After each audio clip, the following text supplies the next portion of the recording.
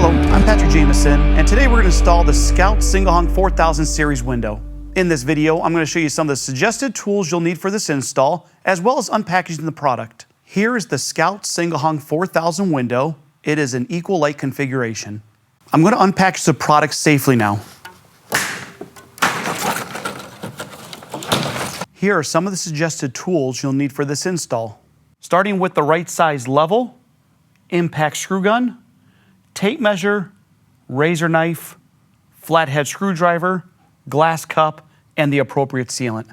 To recap, I've now unpackaged the product and showed you some of the suggested tools you'll need for the install. In the next video, I'm going to install the window and show you best practices of how to seal it.